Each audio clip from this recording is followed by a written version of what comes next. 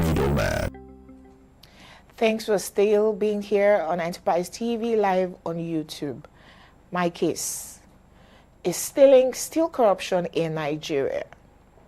On Monday, the 11th of August 2025, a 60 billion naira fraud case against former managing director of the Asset Management Corporation of Nigeria, AMCON, Ahmed Kuru, was struck out following the federal government's decision to withdraw the charges.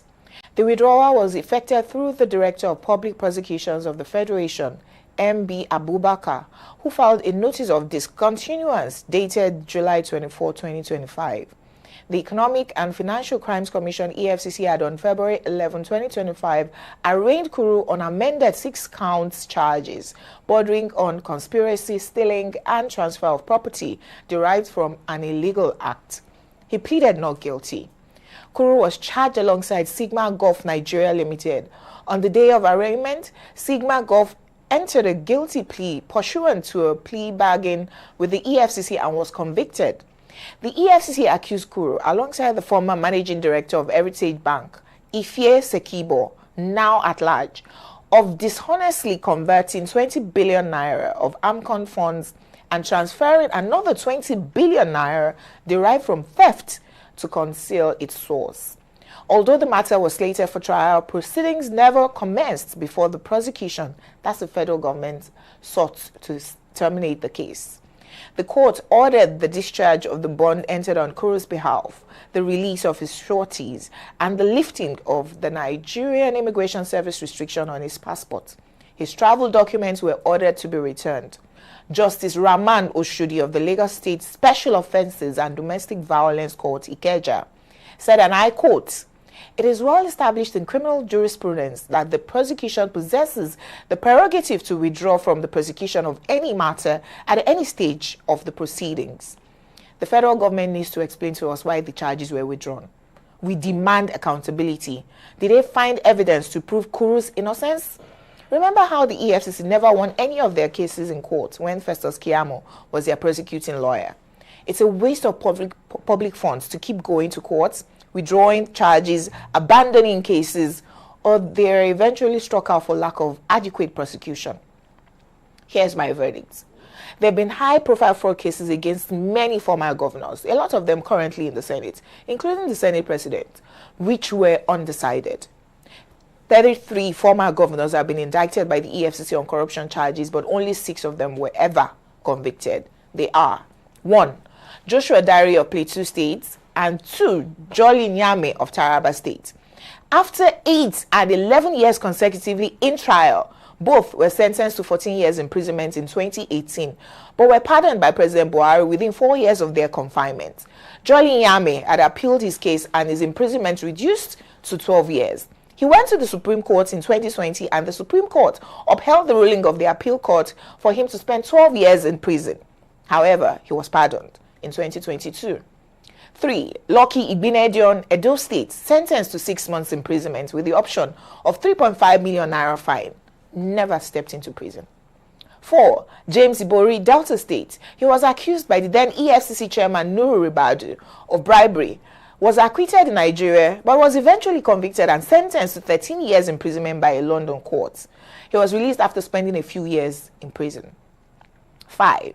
Diprie Alamesia, Bayelsa State, escaped arraignment in London, was sentenced to 2 years imprisonment in Nigeria and released 2 hours after his conviction because he had spent 2 years in trial already.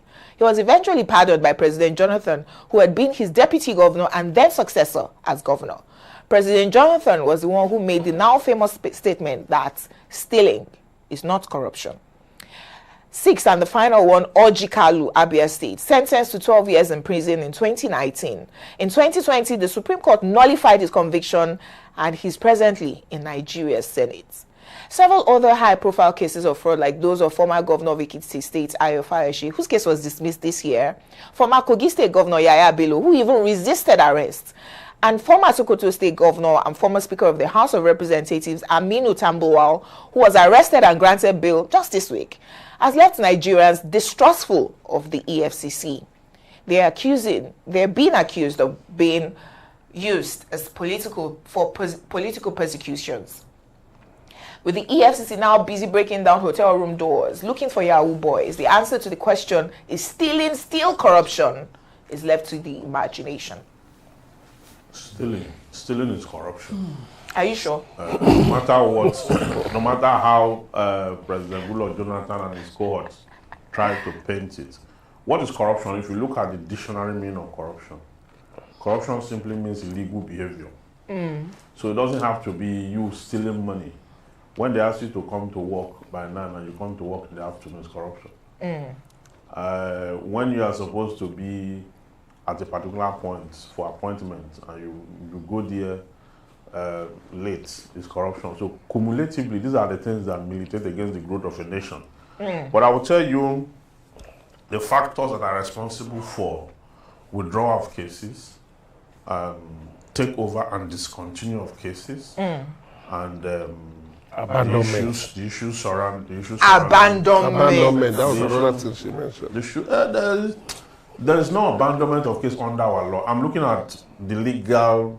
Yes, we're listening to you. Yeah, the legal possibilities. Now, for the case of Igbenedion did what we call plea bargain. Yeah. Now, when you do a plea bargain, you do not need to go to prison any longer. You just forfeit. But you will be convicted. Oh. You don't forfeit.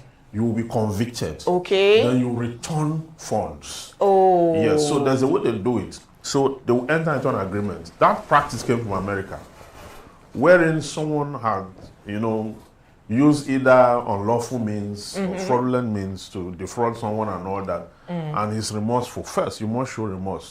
Two, you must say the truth. That though you took these funds, they are somewhere. You have used this particular amount, and you want to return the rest. Return this to the person, and then they will strike an agreement. But you cannot escape conviction. Okay.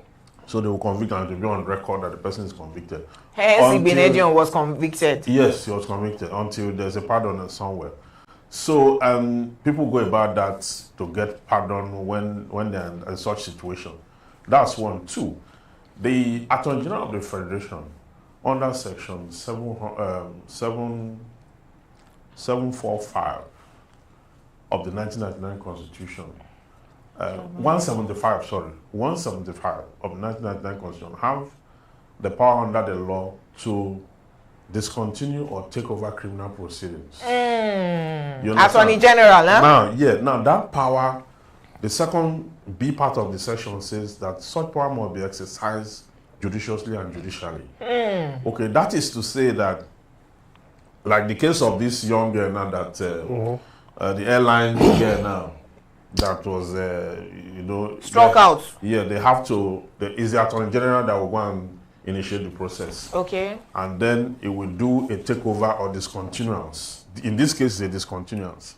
You remember last year, those children that were carrying Russian flags were all arraigned before the court. The President Tinubu, gave an order that they should release all those children. But the fact that the President have said does not mean you just release them. Yes, no. You don't.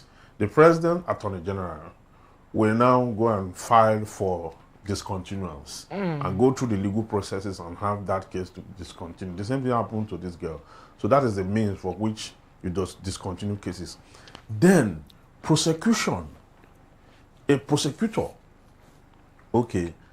can have a one-on-one settlement out of court with a defendant. And if the court is satisfied with such settlement, yes, the prosecution will be asked to go and file what we call a case for discontinuance. Discontinuance. We'll file a process to discontinue, yes. Yeah, it's also allowed. You file a case to discontinue the proceeding, given that they have come to an agreement as to, and everybody is if I may pause you here, with that agreement. Because it seems like this third example that you have cited is what has happened to the former MD of AMCON. Yes, yes. But because if they convicted the person that was the company. The person that was filed with him, that one has run away. Yes, the company that was also prosecuted with him. On the day of arraignment, they said, "Oh yes, we are guilty." They pleaded guilty. So they were convicted. Convicted and paid their. I think they paid some fine or something. So now, if that's what has happened with him, because they started this case in February, they need to give us what they call. They must tell us. Yeah, you see, they have to tell us. If not, someone like Jumoke will just assume that money has exchanged hands. Let me tell you, and that's why they're filing this discontinuance. No. Let me tell you how people get to know. First, we have law reports. Okay. That after every case is exhausted, yes, the law report. But you know, the public, we are not interested. They are fixated with survivor. Who want to read law report? So law report is tedious. So, and then if you are also a follower. If you are a keen follower of the case, yes, like maybe you are attending court sitting and maybe you are following the journalist that is reporting, yes, so you will know. You will know. It's not every time that money has changed hands that they are discontinuing a case. I'm just telling you. So I know that there's discontinuance for this case now, but I do not know the reason why. The reason. Pressure? Yeah, there are political pressure because that one plays a very fundamental role, witch hunting. We can see what's happening to Tamboa as we speak now. Yes. And then not just Tamboa, even when what's his name, Ribadu was the chairman of EFCC. Yes. The accusation that was on the lips of everyone was that he's doing fine, but most times he's being used to witch hunt other persons.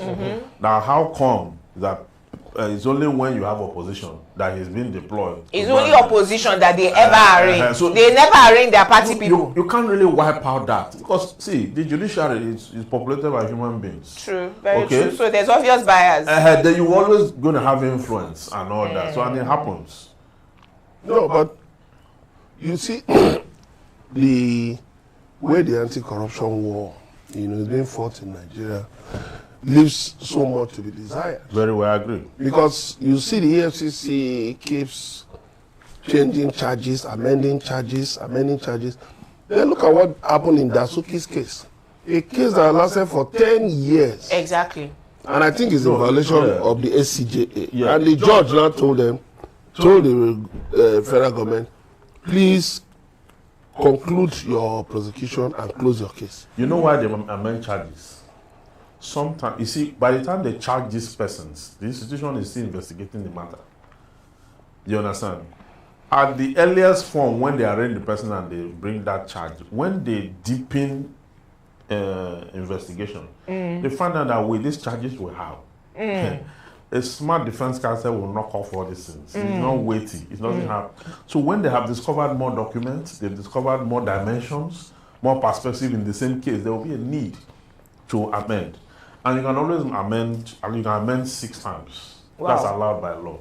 You understand? So if they have not exhausted that, they will keep amending until they're able to. And at every amendment, they will rearrange the person, take his plea again. The Nigerian justice system. But a case that has federal implications, why take it before a court? A domestic in Lagos. violence court. Was there any intention to thoroughly prosecute the case? That is a special offences court. But these special offences usually sexual assault and not just sexual assault. Money laundering. They have jurisdiction, and the jurisdiction is special. Because I remember this Justice Oshodi. She was the one but is it at the same level? But is it at the same level? Convicted a pastor last year. Yes. See, when they say special offence, it doesn't only mean it has to do with laws of domestic relations. Okay. Rape and all that. No, it also includes money laundering, fraud, obtained by false pretense. They are all special offences court.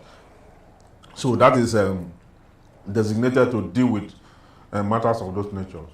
Well, for me, as much as we would love to mirror everything and look through the lens of the legal statute and all, I would love to look at it from the effect on the society itself, and do juxtapositions on other nations and how they have fared. China, like we know, is a communist state, and there used to be a man called Boyzilla. He is a member of the Communist Party. In 2013, he was alleged to have bribed, and just for bribery, he was sentenced for life Yes. Until today, he is still incarcerated. He's even lucky that I was not killed. You know, so this is just to show you how lopsided our system is. And this is not just today. It's been there for a very long time. You know, from 1914, you know, when Nigeria was still in its infancy. You know, we had our chiefs then that would gladly love to sell slaves that they felt were enemies or they didn't like their faces. They sell them for trade and all that. So if we take a look at historical, you know, facts, you know, from where it all started to where we are today, we can see how debased our society is. I was doing a comparison of President Tinubu's visit to Brazil, you know, the third time in 9 months. And one would ask, Lula da Silva, why has he never thought of coming to Nigeria, the president of Brazil? In the 70s, Nigeria and Brazil used to be at par economically. Right? What Brazil did right was that they invested in industrialization, mass industrialization. At the same time, Nigeria experienced oil boom, more than enough money. So the question is, because of this sort of things that we see today, corruptions upon corruption, stealing, embezzlement, supported by, you know, legal, so many things. Brazil, it's difficult for us to explain. Brazil is not the first world country. Brazil is struggling. Wait. Well, Nigeria and Brazil were both developing countries. Yes. Nigeria is now underdeveloped. And they are developing. They are second world now. Yes. Second world countries. Yeah, I agree. They might not be first world. I mean, no, when you started the comparison, I thought I was asking myself, which is Brazil? We will go at the down there.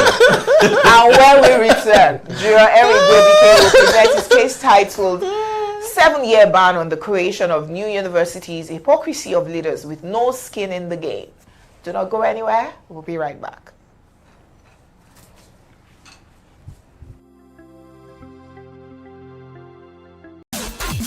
Middlemen.